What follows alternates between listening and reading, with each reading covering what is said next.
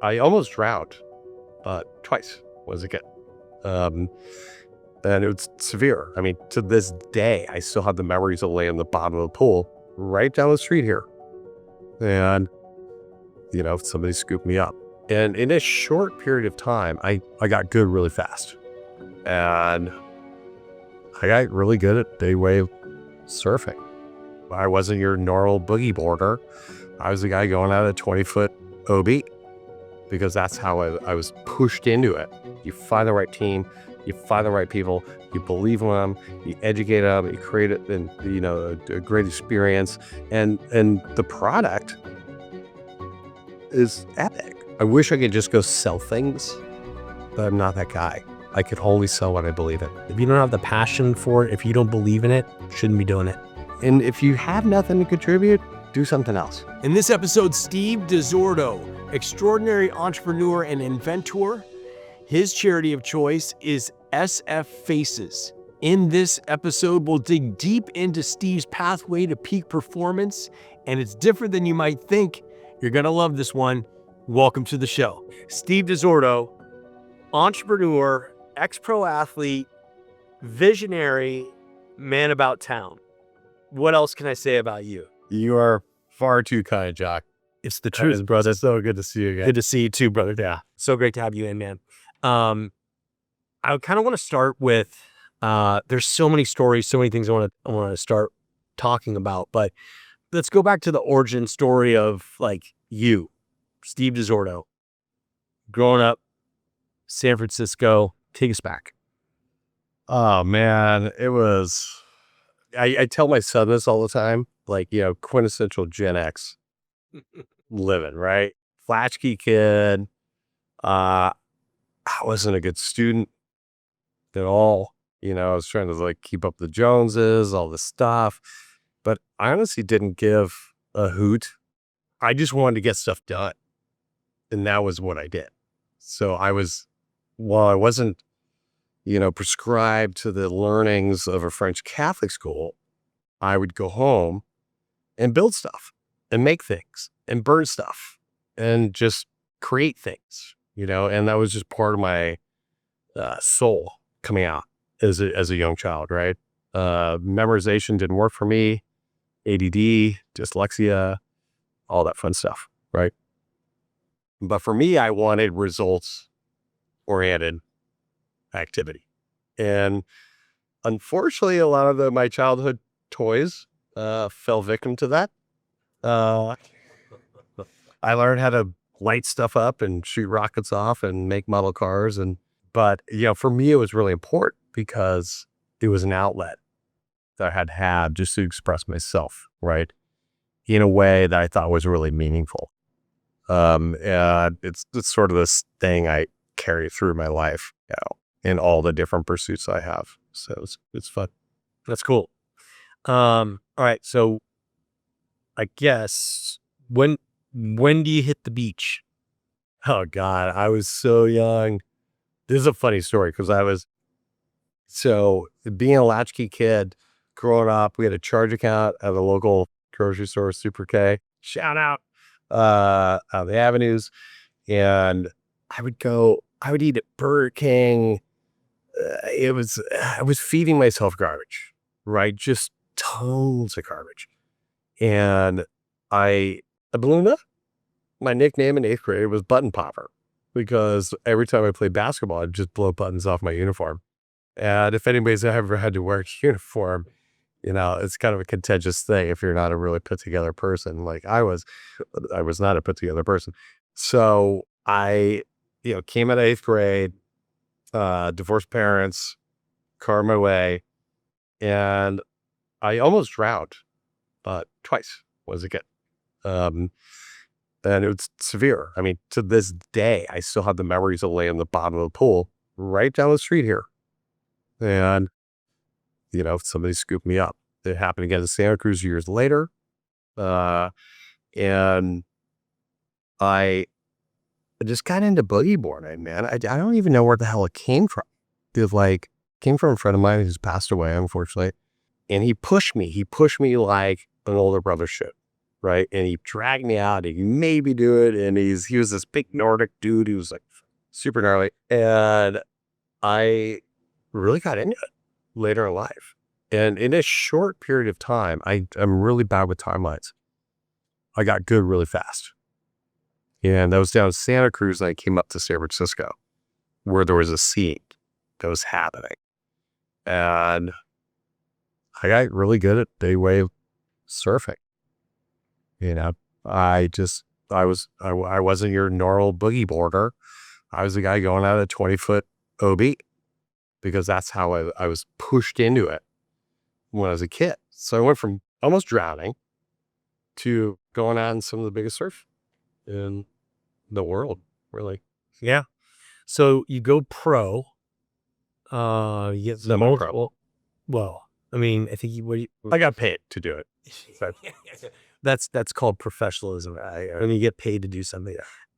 So you're like, I remember you would always have like, just like these massive boxes of clothes. You'd be like, oh yeah, hey, whatever you want. And then boards and wetsuits. Like, oh, you like that one? Have that. Right. Yeah. So you had all sorts of cool stuff going on. And then you go off to school, you go to NYU, right? Well, actually, I mean, Doodle Top had it before. Oh, that's right. Yeah. So Yeah. first things first, before we get to Doodle Top, because I'm not sure exactly where it is in the sequence, but then you create the frozen pizza. So what was the passion for the frozen pizza? How did you do that? DiGiorno. So Doodle, well, that's a funny thing. The timeline part of the story, right? I'm horrible at timelines. Still am to this day. I don't care about timelines. I just do what I do, right? Timelines are not a thing. The older you get, you start to like quantify your timeline, right? So, I barely made it out of high school because if you grew up in the Bay Area, right when school started was when summer started, especially if you lived out in the avenues, right? So, and gone to George Washington High School. You're surfing. And we had a view of all the breaks, right? We could see Fort Point all the way down to Sloat, like, that was the thing. On the way after getting kicked out of Sacred Heart for questioning the faith, which I thought was probably my one collegiate moment, or I was obviously paying attention to French Catholic school enough to question the faith, right? So they weren't having it, which I was fine with. It might have been the style in which you did it. Yeah, probably. I can be a little harsh at times. I've seen it. Yeah. And it's not being harsh. I think it's being driven, right? And when you hook on to kind of a vision and you start to define your own path, right? Not a lot of people are going to prescribe to it. And that's fine, right? I think Steve Jobs was like, we're not serving ice cream here. We're not out to make everybody happy, right? And I didn't know any of this stuff when I was a kid. I just was like, hey, this is who I am and this is how I'm rolling, man. I learned a lot faster on my own than I would in school. And so school to me was boring and trivial. I got taken out by nurses for special ed classes. If you ever want to play Simon, I will destroy you at Simon, because that's all we did, right? It was like memory stuff. I was like, are you kidding me? Like, no way, man. So I think at an early age, I just learned sort of the power of communication, the power of just delivering too. Like I always wanted to deliver something unexpected or something I believed in or something I was passionate about, right? It's not easy, right? Because, it's like diving head first into a hot tub is just not a good idea. But people do it all the time. I just didn't break my neck, right? I ended up doing that surfing later. Arthritis all up and down my back and neck. But what I learned was if you're going to have impact, you have to have passion and you got to follow some vision, like some personal vision, right? Because the world's going to tell you how to be. Mm-hmm. They all want us to be a certain way. And good for you, not for me. And you definitely found your own rhythm and your own thing. So let's talk about Doodle Top. And actually, a funny story. So Sean Reardon told me that he saw you create Doodle Top. Mm-hmm. And apparently there were some sort of tops that were like shearing vegetables or something like that. 100%. And you're like twirling these tops in the kitchen floor at Reardon's house. And you go, I just figured something out. And you wouldn't tell him. You said, I'll let you know when I have it patented. Yep. I think I had him sign an NDA. He had him sign it. That was the first NDA I had anybody sign. Right. And they're like, what's an NDA? And I'm like, I don't know. It's sign the thing. And, it was one of those like creative spark moments, right? Where I was always into design. And I'm a lazy designer. Man, I find the path of least resistance. And we're sitting there, we're playing with it. And we were surfing at OB. It was October, fall, killer fall day. I was in a rough place in my life. I was really, really in a rough place in my life. And I had no idea what my future was going to look like. But I just knew that I had this creative energy, right? That could be deployed on anything, really, right? And that was kind of the first thing I was realized, like, oh, dude, you've been doing this the whole time. You've been, blowing up Lincoln Log sets, setting off rockets, like just creating mayhem. But everything was a learning, right, from it to try to get better, right? And so we were spinning these tops, and he had his mom had this little bowl. They're really cool, like vegetables, whatever, right? So we're sitting there and we surfed, and his mom was an amazing cook. So we probably had some of the best chili I've ever had in my life. And we're sitting on the floor, and we started spinning these tops. And because he had a really wide base on them, they were doing these huge arcs. And I was like, wow, how can you trace that pattern? That'd be really cool, man. And it just stuck with me. And I went home, modified a bunch of stuff, a Crayola thing, another top and this, and just put it together. I still have that drawing pad from the original, doodles, if you will. I just knew there was some there, I come from a very entrepreneurial family. So, about, I don't know, 3 or 4 months later, came up in a conversation with my uncle, and he was like, that is a killer idea. And it was a killer idea. Yeah, nobody had done it before. So Doodle Top basically described what it did. Basically, Yeah, it's a top that spins on a felt tip marker. So it makes a design. Yeah. And I quickly went through, and I think this was the brain training I had as a kid of like just failing fast, hard, breaking stuff, blowing stuff up, lighting stuff on fire, like what's the outcome, right, of my influence on whatever it might be, right? And Doodle Top was exactly that. It crystallized in the moment. And this was a year out of high school. And I barely graduated high school. I will throw a shout out to Jim Durkee. He was the dean of students who took me under his wing. And he's like, I kind of believe in you. I think I know what you're doing. And he got me out of high school. And within a year, I think I kind of repaid his promise. And we stayed in touch. An amazing guy. Absolutely incredible person. And within a year, we were launched. Then within 2 years, we became a hit toy. And to this day, it is up there with Slinky, Play-Doh, and all that fun stuff. I don't make any money from it anymore. We sold it a long time ago. But a lot of my learnings in business and creative came from the toy industry, which I'm sure there's not many people listening to this show, but maybe there's a few that understand how intense the toy business is.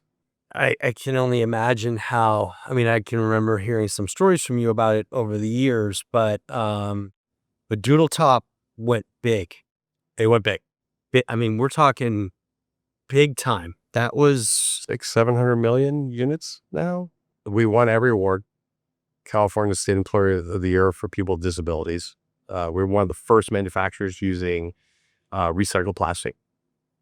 So much so that people actually years later reached out to me to consult about how to get that done in the US and more so even in California locally, because there just weren't a lot of producers doing it.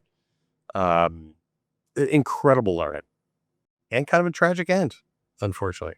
Well, stuff happens, right? But you went on from there. I went on. So, I mean, at your age, to have that kind of success is, how many people actually have that at that age? It's pretty, it's like I don't know what the odds are, but they're pretty low. It was terrifying. Yeah. When I look back, it was terrifying, but it was also the best experience of my life. You're flying pretty high.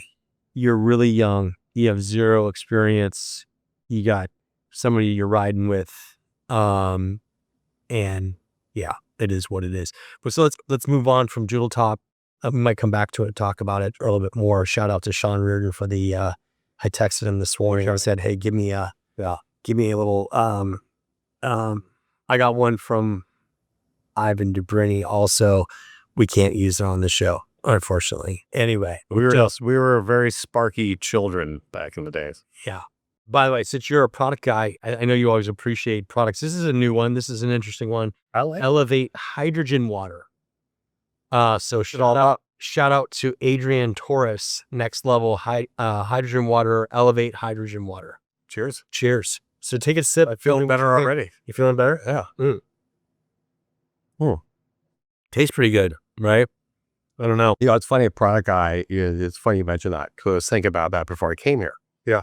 And I think we'll get into this in this discussion.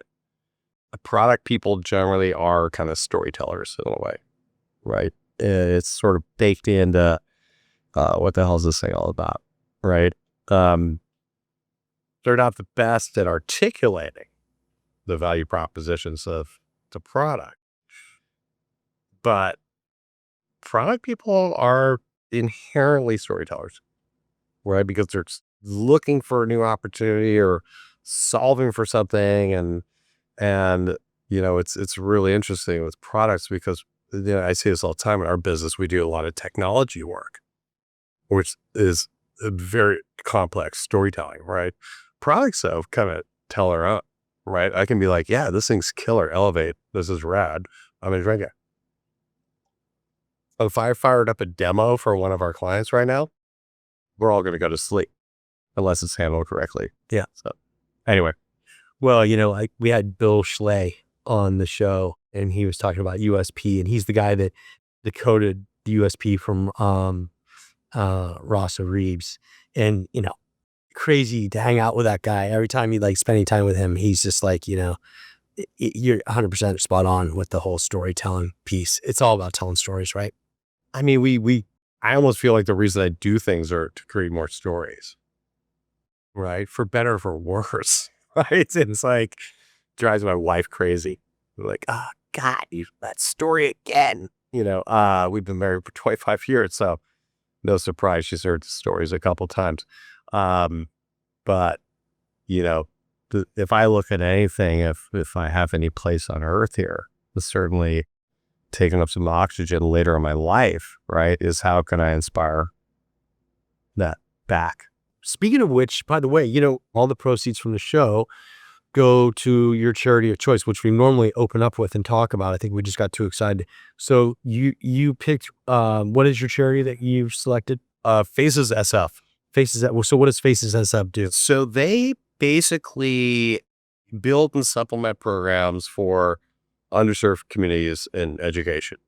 And, for me, that's near and dear, because I think what they've achieved, and they're proud, I'm probably not doing them justice right now, but they basically are kind of a supplemental program that's probably listening to the kids more than the general SFUSD would be, right? And I was a guy, I did not fit the mold at all, right? It would have been really easy if I did not meet James Zerke at George Washington High School. I probably wouldn't be here right now. Maybe I probably over the hill at no, I'd probably be dead because he gave me focus and trust. Like he just trusted and he brought people in and gave us some promise, in a system that, I don't know, they stamp it out, right? You don't want to stamp out people. You need to let people thrive. You need to find those ideas. You need to be open. You need to have that. And that's where great ideas, great collaboration, and great creativity comes from, right? Let's go make a mess and see what happens, right? And he gave me that freedom, which would not have happened at a Catholic school. I could tell you right now. That's why I got kicked out, right? So, but for me, it's really important that the voices are heard, right? Because, and I'm not going to go into it right now, what's currently going on, but nobody necessarily wants to hear the voices or has time for it or are funding it, and these smart people, these are smart kids. They need the opportunity. These are the people we need to handle me in retirement, right? I've got to believe that this next generation at least has the vigor and the drive and the opportunity wherever you come from. It doesn't matter. It just doesn't matter. And I always tell people this is like, I'm the average American white guy, right? I get the benefit of the doubt. I am 100% aware of that. Yeah, it made my life easy in some ways, but it's also kind of a challenge, right? Because I understand on I guess, a physical level how I might be perceived, but on an intellectual level, I'm kind of a mess, man. It's like I've really got to reorganize my brain all the time. I have to live in a moment and create purpose and find some drive in that, right? I do a lot of different things, right? I play drums, I surf, I ski, I create, I'm kind of a hack at all of it. But I also am really good at bringing people together and kicking the doors down to create opportunity for others. Well, that is definitely true. One thing I can definitely say is, I guess I've known you for, I don't know how late, it's been a long time. Yeah. But I always thought he was a firebrand, dude. It's just a person who's like thanks, just rocking stuff. And like, I don't think we've ever had any kind of like, it's always just been fun and games. There's never been any kind of like, just can't remember any time just hanging out with you wasn't fun. And so what I think about is interesting about you is like, you're a true creative. You are truly a creator. I am, man. Yeah, every day. You are a person that brings people together. And you're a great leader. Your team, you can take a look at, I mean, we're kind of bouncing around now. We're going over to what you've done with Deckhand. We're skipping over the other toy that you created that I thought, personally, I just don't even know why you guys didn't do that, go all the way with that. Cause I thought that was we were at that first, I think it was the first Deckhand Christmas party all those years ago. And they had those, describe the toy. Talk about that toy. So it was more of a game. Yeah, it's a game. It's a skill game. And, Kickstarter's coming around. I was trying to figure out what the hell to do with my life, right? Because like I came out of the toy industry, I swore it off. I was like, I never want to be back in this industry again. It was a really rough ride at the end. Personal, family, and I hit bottom really hard. And the reason why was because I started so young. I mean, I literally left the beach at Puerto Escondido shooting a seminal film, being one of the first videographers in the water, that Mexican pipeline, right? And I just found a diary. Like 3 months later, I'm in New York at Toy Fair in February, and I didn't know what the hell I was doing. I had no idea. I just thought this was good, right? And the at the end of that ride, which are 8 or 9 years, that I was just learning on the job, really. became really good at sales, and had built incredible relationships, and when that ended, I kind of bottomed out, and I wasn't sure what to do because I was at 28, right? So we sold the company, we had some success, toys a hit, we won every freaking award you possibly win on the planet. And we had a great organization too. We were employing people with disabilities, people for work furlough programs. We were kind of stamping out. We were actually Ernst & Young Entrepreneur of the Year for social responsibility. How awesome. In the toy industry. How awesome is that? In the toy industry. There's I can guarantee you no one's ever stepped into that ring in the toy industry. And we got there. And I wouldn't even call that a home. It's like like a double grand slam. That thing was so big. It was like, it's just so interesting. It really hit my heart, because we created opportunity, and back to what I was saying with bringing people up, right? If I ever had investors, which I don't, I'd be questioned on the way I run my businesses. No question about it. Right. But people for me are huge. That is, you find the right team, you find the right people, you believe in them, you educate them, you create it, and a great experience, and the product is epic. I mean, I wish I could just go sell things, but I'm not that guy. I could only sell what I believe in. That's crazy. I was thinking about that just this morning. Just one of those moments thinking about like, okay, hey, if you don't believe in what you're doing, get out as fast as you possibly can. Do something else. If you don't have the passion for it, if you don't believe in it, shouldn't be doing it. Yeah, I wouldn't have hair right now if that's the way I roll. Yeah. Not to say I haven't lost hair in the stress of doing it on your own. Very DIY, right? Hey, but there's some beauty in that, right? No, I've done it both ways. And I know you've been there, man. Yeah. Yeah. It's pretty hardcore. Yeah. So I want to get back to your New York experience, because I think that's going to be really interesting. So okay, let's try to come back to pathway. Look, there's this passion with you. There's always been that. You get around you. I think you always are kind of like, man, there's this energy that's flowing with you. It's super cool. It's so really fun. You had that kind of make stuff happen. It's fun. So you're in New York, you've got this passion, you decide, hey, I'm going to do Phil. I'd already done that prior. So we picked up, so with the boogie boarding thing or bodyboarding, right? That was the late 80s. I had a dear friend and mentor of mine, Mike Shaw. Super successful guy, super cool dude. He's like, he did The Pursuit of Quality, documented all the gay marriage stuff in San Francisco. He's Newsom's kind of right-hand guy. And Mike took me on a journey. He identified, kind of like Jim Durkee. He said, hey, this kid's actually showing up. And I was like, I don't want to do it.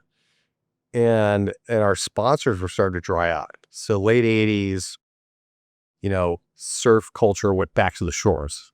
It was wide across the whole country. And we started to see all the budgets just, people are losing sponsorships. And so Mike pitches this thing. We're going to do a 1.5 year long video for one of our sponsors. He's like, and you're going to be the video guy. I was like, okay, we're going to say you went to SF State. And he built this whole narrative. I was like, cool, sure, yeah, I can do that, and it was terrifying. Oh my God. And we went down to, we live in Huntington Beach, and went down for summer down there, because I was big in surfing the wedge. Like, the wedge was like my thing, a freak wave from hell. That was my passion as a kid. I used to look at the posters and be like, that's going to be me one day. And I think because of that, I had the respect from photographers as well, and people in the lineup, right? So when all of a sudden I show up with a camera, they're kind of like, what the F are you doing here, dude? I was like, oh, well, got to make a buck, so, and fortunately we had the respect of that community. right? Yeah, there's a guy, Mike Moyer. He was a surf photographer, pretty famous guy. I think he's passed on. Amazing photography. I mean, if you know surf photography, you definitely see his work. And so Mike, man, hustles this thing together. I was blown away. I'm like, dude, you are a freaking man. Talk about energy to be around that guy. And so I was just kind of sucking it up. I was like, all right, let's do it. We spent 6 months down the summer of 1988, maybe. Yeah, I always tell people this, like, whenever I get a chance to mentor, which is not often, I'd look for those opportunities. Or, believe in yourself, believe what your capabilities are, and push yourself. Push yourself to new places, and you're going to discover something. You might love it or hate it, but now you know, right? And I think, when you show up, and this is certainly true for entrepreneurs that are really pushing the envelope, is that I'm going to go for it, right? And if you put yourself in a situation where you have an opportunity, find everything you can in that opportunity. Like, find yourself in that opportunity. Where do you live, right? I didn't know I was a good sales guy. I had no idea. But I ended up having incredible relationship. I still, to this day, when we launched our last product, my partner Scott Shanks, incredible creative, I signed a national sales force in like 15 minutes because I had the trust in the relationships in the business. And it was kind of a joke because with Deckhand's going, we're starting that company, all this stuff. And I was like, hey, do we want the Northeast? I want the Southwest. I was like, should I keep going? He's like, yeah, go. I'm like, ping, ping, ping. Next thing you know, we had national distribution with a PDF. Nobody even touched the product. They just trusted me. All right, so let's talk about what the product was. It's actually a game, It's right? a game. It's called Cuba. We're kind of sunsetting it a bit. I don't know why you'd sunset it. It's so, I have one of the originals and I'm never letting go of it. It's so cool. So much work, man. It just, where do you put your priorities, right? Where do you place your bets, right? I don't quite have the capacity to work in that industry anymore. I did it, and that's another thing too. You did it. Yeah. Close the chapter, moving on. But what I learned in that industry, which was incredible, which is why I do what I do today, is kind of information design, right? How do you motivate people to believe in you, believe in your company, believe in your product, whatever it is, right? And I had that was, man, talk about pushing up the hill, right? 7 to 10,000 products are released a year in the toy industry, right? And mostly serviced through sales rep groups by region, right? And we were communicating on fax machines back then. It was like pre-internet, and what I realized in all my travels and talking to my customers and talking to my reps, and I was on the road for 16 months a year and really dug in. And what I realized, there's just too much information. There just wasn't enough time. So everybody's like printing catalogs with thousands of items in them. And like, dude, if you put a phone book in front of me, the hell am I going to do with it, right? So I got really astute at the marketing side of it. And what I learned was I kind of became a data nerd. Remember those NCR reports? And I was like, all right, let's see every product sold in what region by who and blah, blah, blah. And I was sitting there, with the highlighters and calculator and do the whole thing. And what I realized was we had really strong sell-through. And by this time, we had multiple products that started out as $1.50 wholesale all the way up to like 15, right? So we had too many products and we didn't have enough concerted like communication about how to sell the stuff, right? So I found a product mix that I knew would win. And I was like, hey, we'll guarantee the sales on it. In other words, what does that mean? They take the inventory and you'll buy it back? They'll buy it back if they don't sell it, right? I knew the sell-throughs were going to be strong. And so I came up with 3, it was check ABC, man, 1, 2, 3, right? And it went from $144 up to $890, right? And we thought in the middle there was, I don't know, 300, whatever. I don't know what it was, but that the $800 plus item had a floor display associated with it. And when I realized in these retailers, because we did a lot of demos and we, it was kind of a great demo product, right? Killer impulse item, and when I realized there was always floor space around the register, not at the register, but around the register, right? So I just mapped out some stuff, looked at all my retailers, and guess what we sold to our 10,000 accounts? The 800 plus display, right? All of our reps, and all I had to do was check the box, check the box, check the box. So we went from like 2 fax machines to like 10.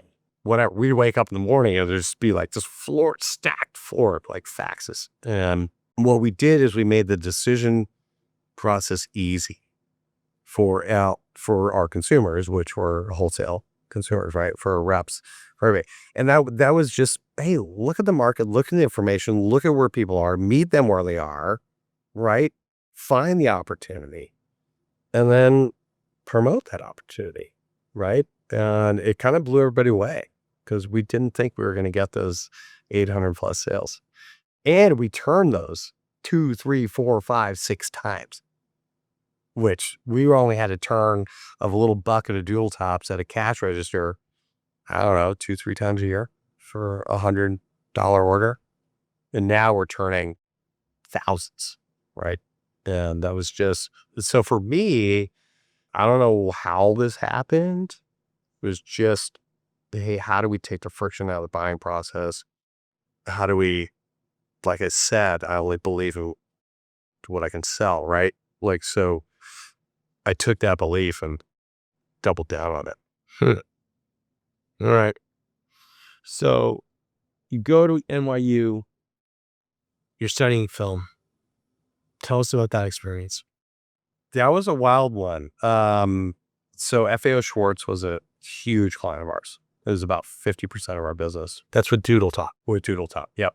Yeah. And that's that big store right there. They used to be, Fifth Avenue, the whole thing. I drove our business up to 3 products in the top 10. We had big merchandising programs, all this stuff. And I mean, I never went to college, right? And so I was kind of longing for that experience. And, I was high on myself. Right? So, I reached out to Jim Durkee. I said, hey, I want to go to college. And he's like, oh, you're going to have a rough time doing that. He's like, but you have a personal story I'm sure some will believe in, and you should hone that story and go for what you think you can do. Right. And when people tell you that and you're in that mindset, you're like, dude, shoot for the stars. Why not? Right. So I'm at a show in Boston. I'm like, I'll pop over to Harvard. I'm cold calling freaking Walmart at this time. So like, Harvard, whoop-de-doo, right? So boom, get the meeting with Harvard, going to Harvard, the MBA school. And what I didn't know was they were looking for more entrepreneurs at the time. They needed to fill those seats. They were just stamping out like, private equity banker type folks, right? So their program was, waning a little bit. And I didn't know this until I showed up. But I showed up, I looked like Captain Kangaroo.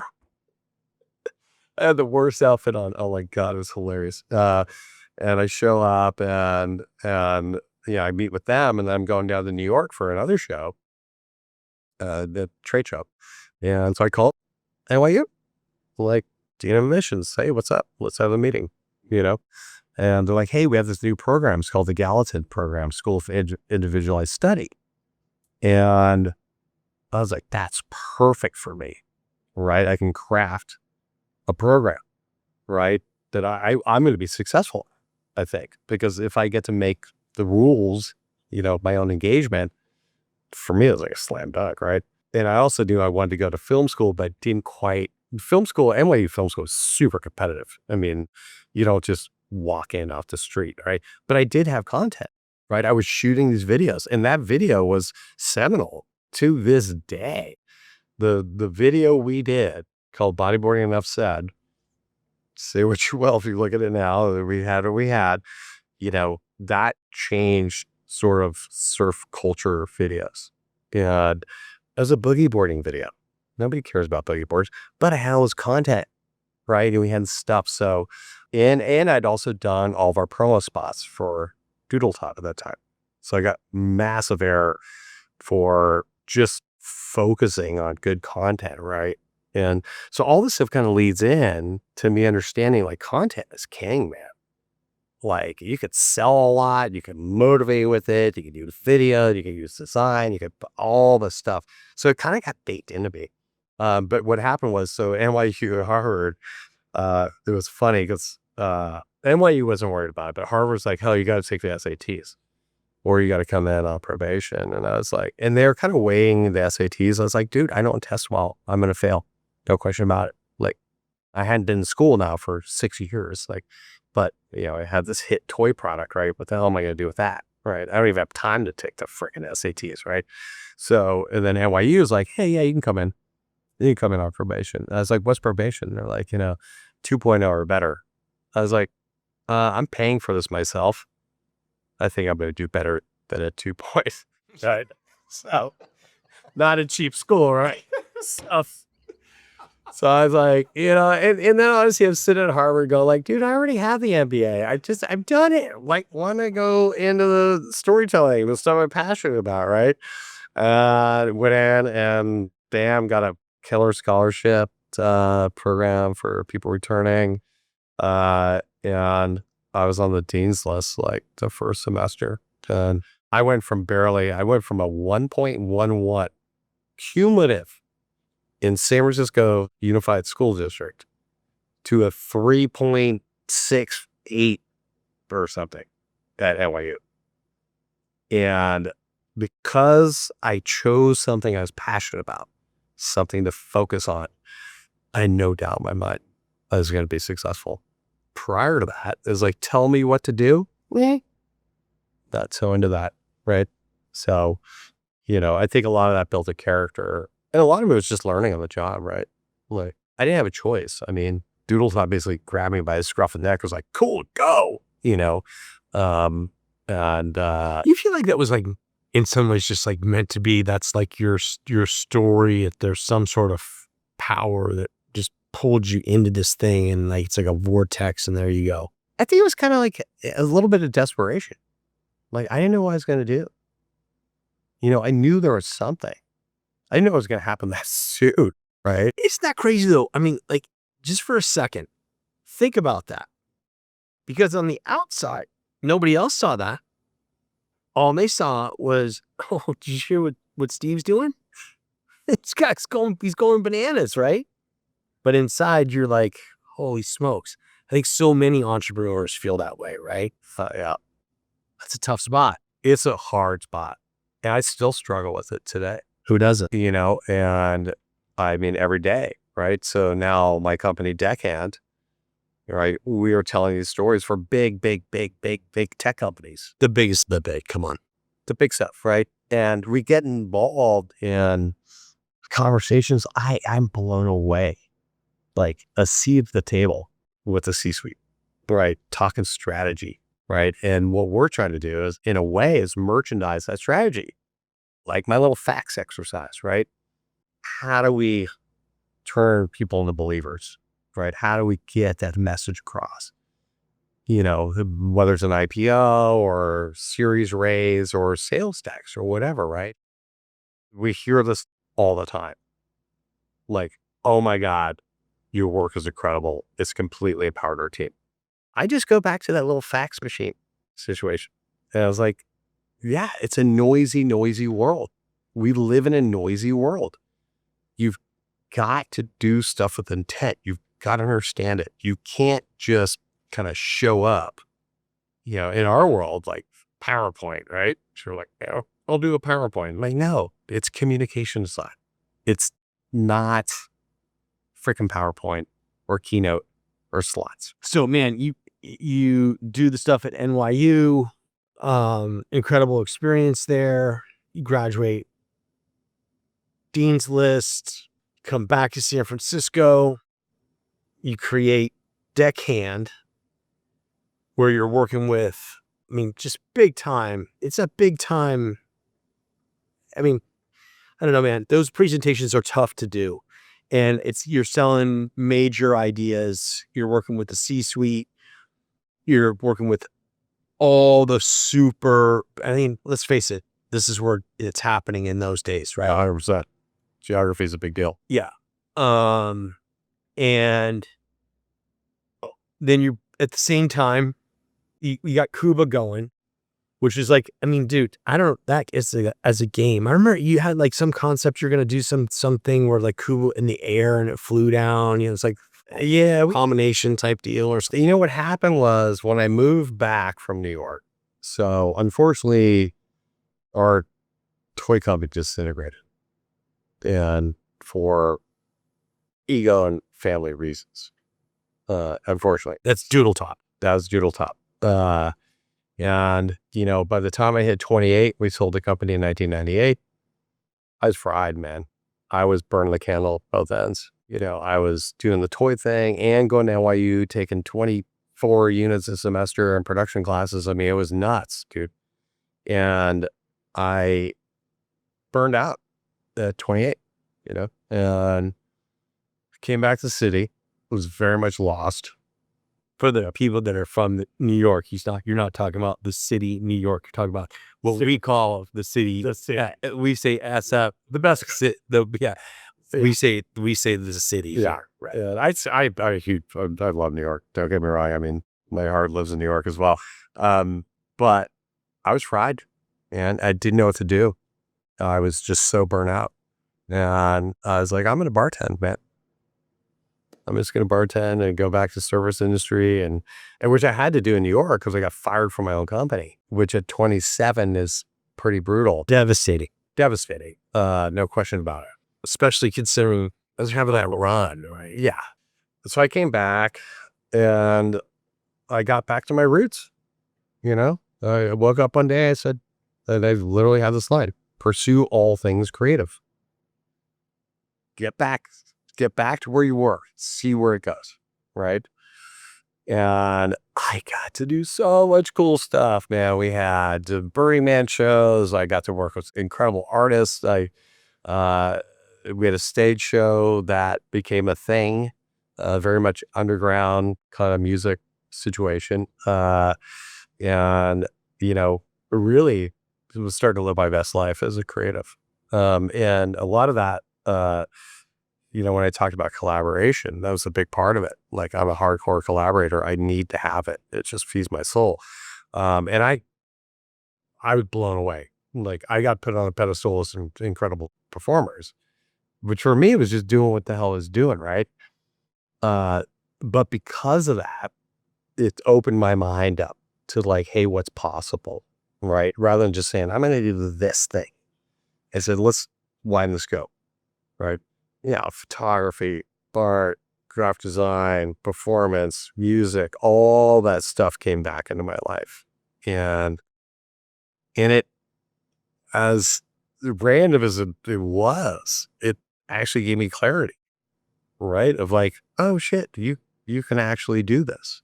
You can focus on these certain things.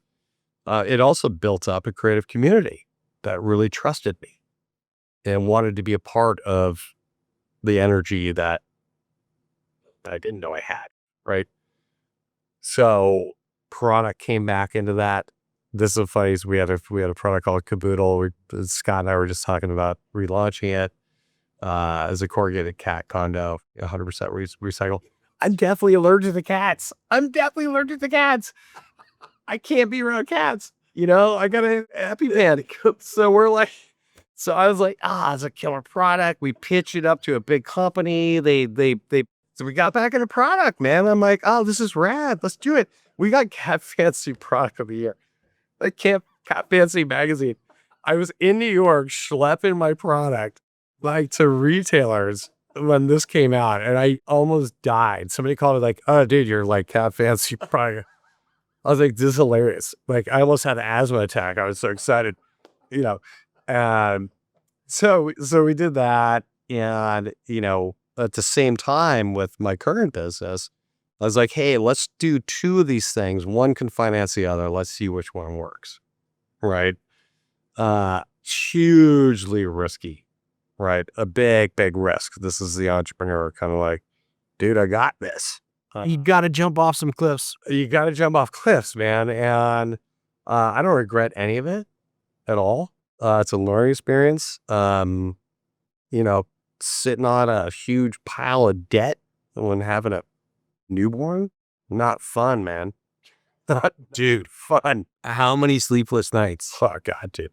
Like you just are like, it's full terror mode, right? Oh, 100%. 100%. And that, I think, some of the topics you guys talk about, been peak performance and things like this, which I was really into when I was a kid, like neurolinguistics and stuff, inner tennis, peak performance was a book, right? And I learned how to control my brain, my heart rate, and put myself in step in really stressful situations. And I took that to boogie boarding, right? So I was the one guy in San Francisco going out on 20-foot days. And the surfers were like, dude, well, how the hell did you get out before us, right? Because I learned how to control my heart rate in stressful situations. And, I think I thrive in these modes. I don't want to continue to do it. I'm a little bit more tact with how I approach things these days. But, this year or earlier this year, I had a pretty major ski injury and blew my ACL, fractured my knee. A week before I was going to this incredible event hosted by a VC firm that I wanted to go to for years. And so I went up to Palisades, whatever, and it was conditioning and having one of the best probably one of the best days of my life. It was incredible and just didn't flat white, slough a hub, broke a binding on a brand new pair of skis. Even the ski patrol was like, oh, wow, we don't see those break too often. Snap the binding out of the ski? Yeah. Brand new pair. It was the first day of these things. I had probably 20 feet out on tour. I don't know. It was It's a lot of torque. It was one of these like, oh, and drove myself home that night because I had to get home.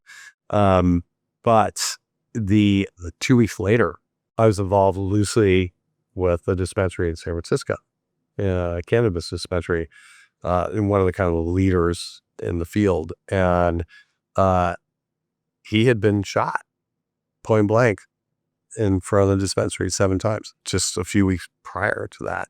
And so I'm hobbling, I've got my knee thing on, I go to this event, whatever, and I show up as a Saturday afternoon. I remember it was the day before the Super Bowl. And one of the other founders called me and said, hey, it'd be really great if you can come down, support Martin. I thought it was going to be a bigger kind of deal, but it was really a close group of us, the people that, help support the business, right? And it was a beautiful Saturday. It wasn't that hot. It was a media event. So, next thing you know, we've got all the cameras there. So I'm sitting there. Well, I'm all good, right? No problem.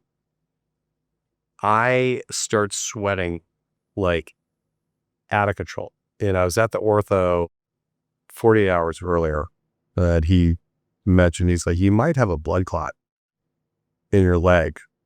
I couldn't get in soon enough. And so I sat there.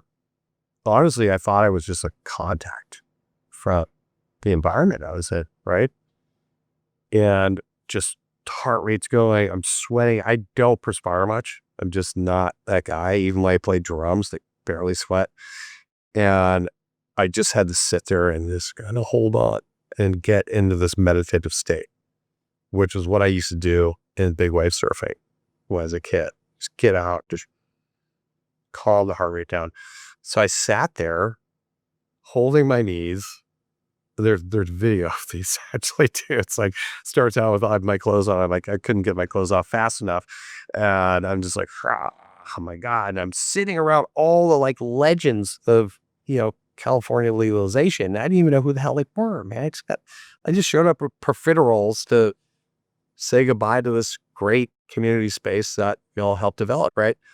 But because I had, when I was younger, kind of trained my brain to deal with stressful situations, I was able to recall that.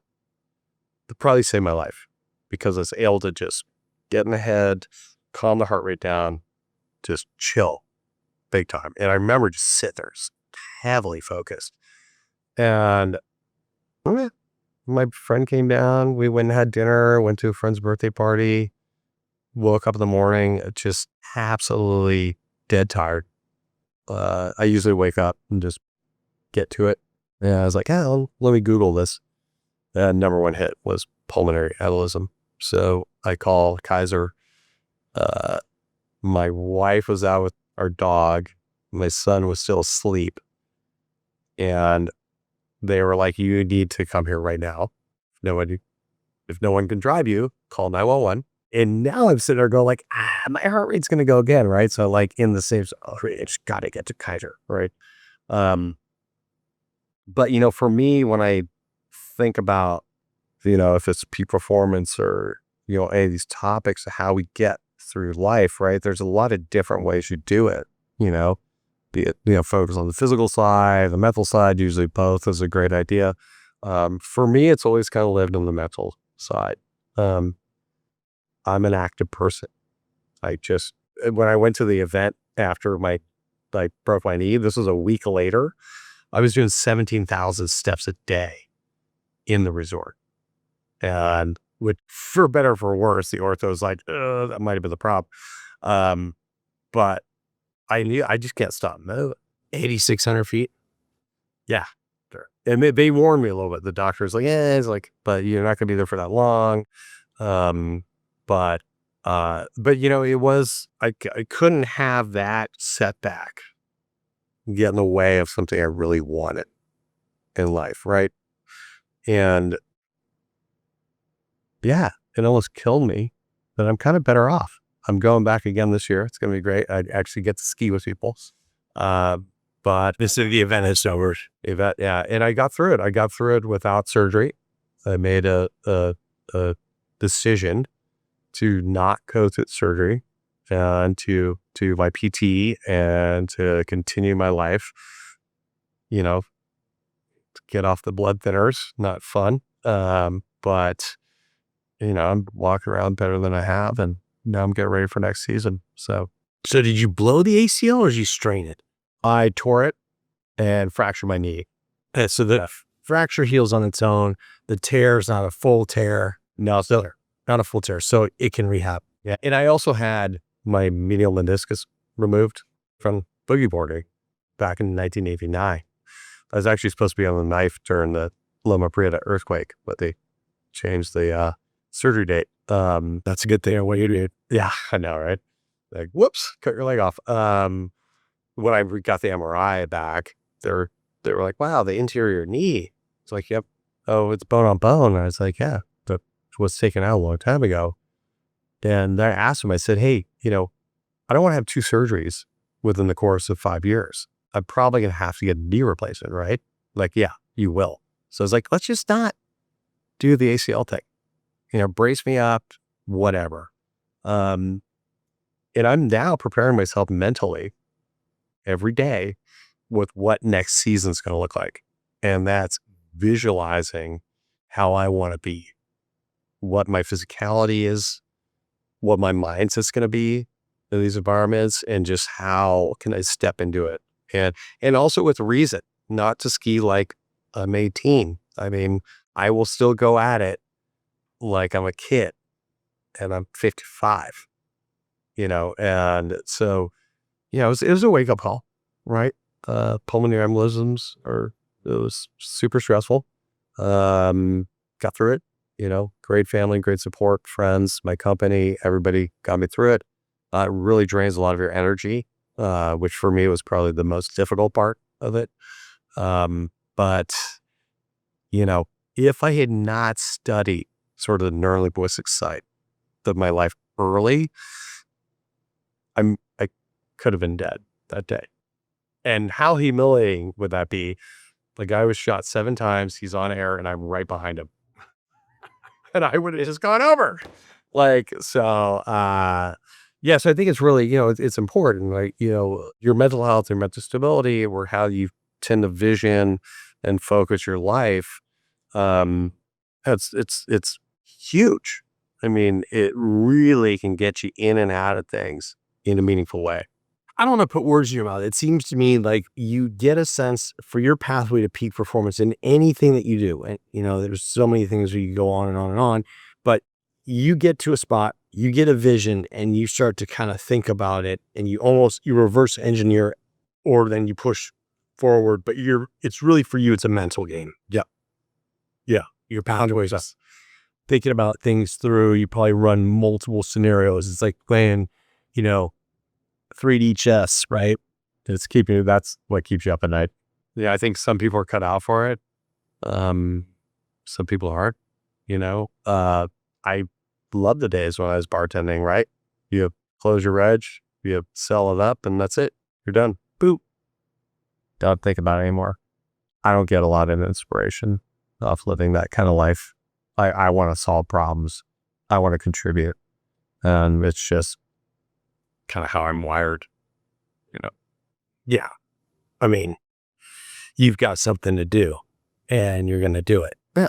I would say there's really no stopping it. No, it's like even, and you might know this in business, and, once we all went remote because of COVID, and, I'm looking at the team, I'm looking at how we're dressing and how, the meetings. I remember like early on, there'd be like 80 people on a meeting for one thing. I was like, oh, it's such a waste of time. Unless I have something to contribute, I'm probably not going to be there because I'm working on something else. Right. And I tell my son this too. I was like, always show up as a contributor. Right. And if you have nothing to contribute, then just do something else. Right. Like, and I think it's really important because just to sit there as a figurehead, what do you do? It doesn't work. Right. Focus your energy back to areas where you can really make an impact. Right. And so if I sit on meetings all day long with nothing to contribute, nothing's going to get done. None of the things that I desire to do, none of the inflection points that I look for and in my life, in my work will happen because I'm just bogged down in, some pragmatic way of doing things. Right. And it can drive my team crazy. But it's fine. I'm always finding something new. Yeah, I think for me, it's really a mental game, and it has deep control over my physiology. Works, I guess. You won't catch me jogging around Tiburon anytime soon. I'll tell you that. Stamina, right? It's stamina though for the long haul. So I'm curious, what's next for you? I mean, you're continuing. You've got this new office space that's pretty awesome that you guys are moving into. I'm going to continue to just believe what I believe in, try to push the envelope forward. Again, always be a contributor. One of my advisors said, like, you work to a fault or you offer to a fault, right? I'm an absolute over deliverer instead. And I would probably not succeed in a corporate environment. But I excel in a C-suite environment.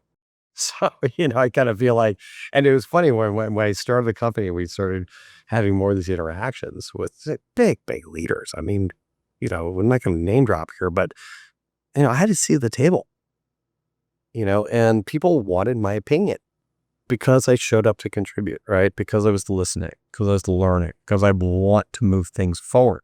You also don't give yourself enough credit, dude. You're a super smart guy.